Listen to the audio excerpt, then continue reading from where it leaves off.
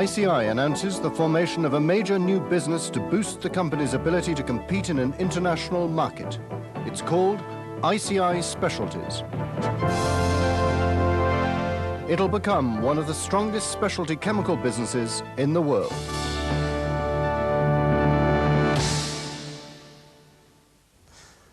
Hello. ICI Specialties will begin as a business on the 1st of January 1991.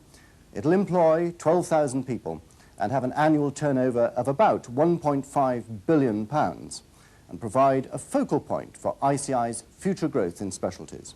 But above all, it will enable the company to provide a better standard of service to its customers, turning existing businesses into a powerful and dynamic force in the international specialties market, a market which at the moment is worth £90 billion.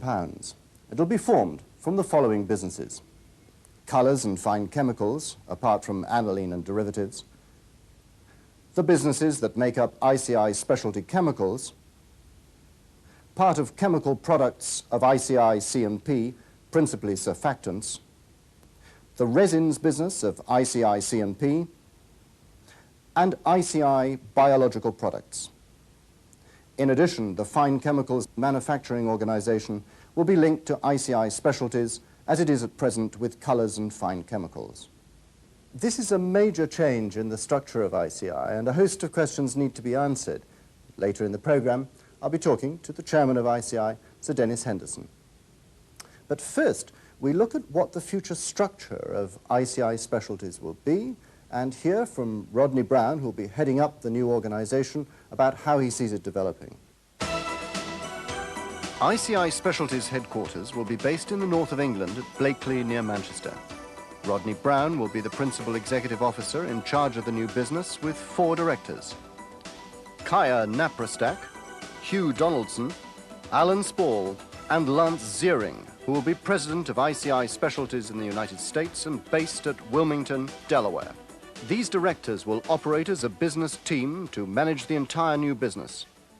Why is this significant change necessary? Well, it is a major organisational change, but it is a natural evolution. The businesses that we're bringing into the new organisation have been very successful.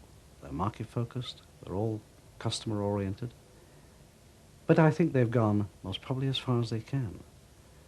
And by bringing them together, we're removing some internal barriers which actually prevent development.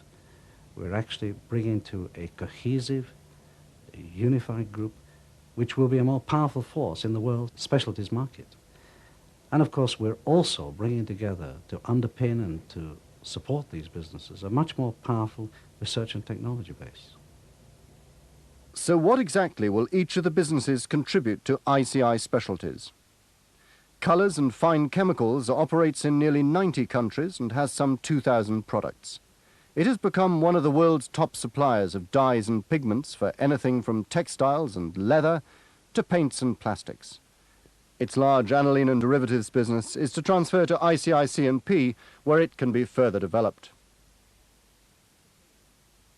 The businesses that make up Specialty Chemicals produce a wide variety of products that achieve particular effects, such as preventing the growth of mould in paints or helping toothpaste to flow readily from the tube.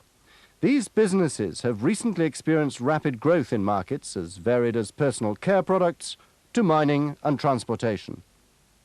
Chemical Products, currently part of C&P, contributes its surfactants operations to link up with the surfactants and effects chemicals operations in the other businesses making up ICI Specialties.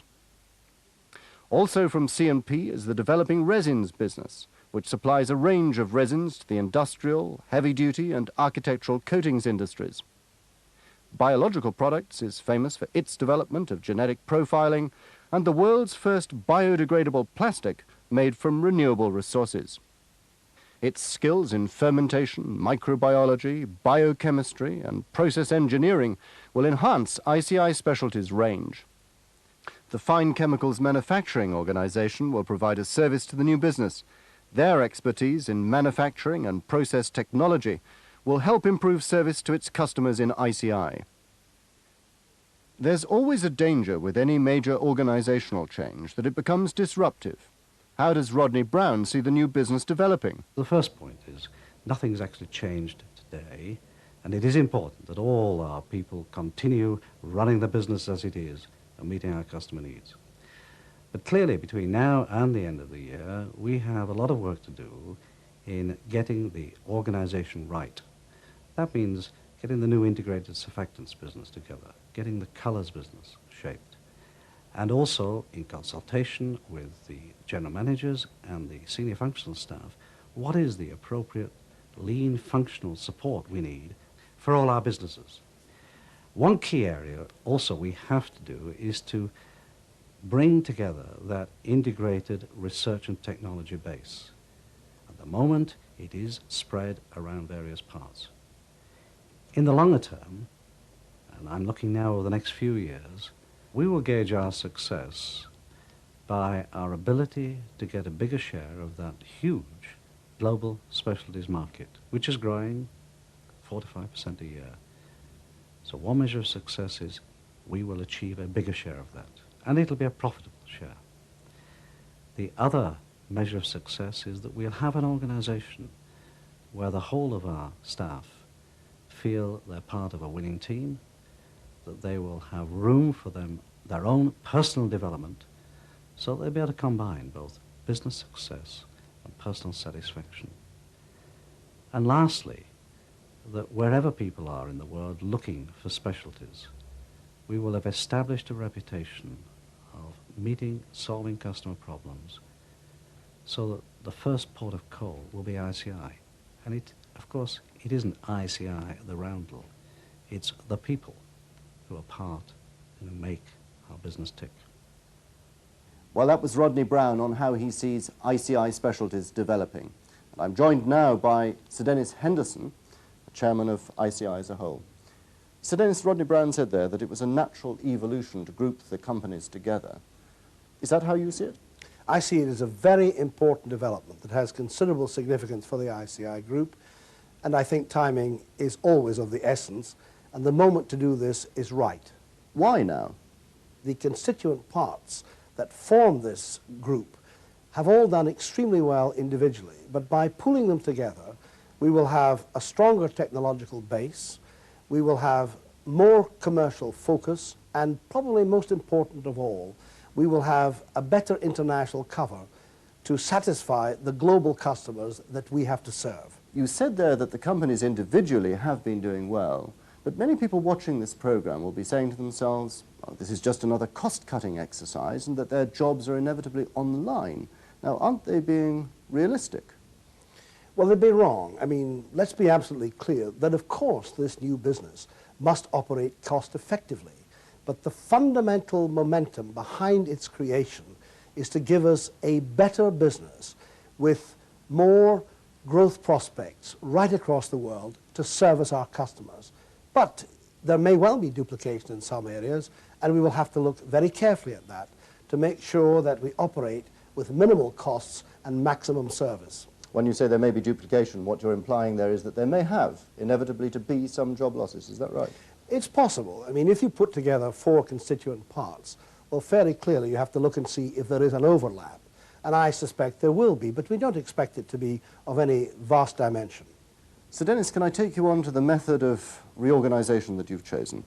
Many experts now believe that unbundling companies is the way that things should go, smaller companies, releasing entrepreneurial flair. That's the argument. But here you are reorganizing these companies and reintegrating them. Aren't you bucking the trend? No, I don't think so. I smile whenever the word unbundling is used, because that was the kind of cosmetic phrase that the rip-off artists used when they broke up companies. We are not in that game.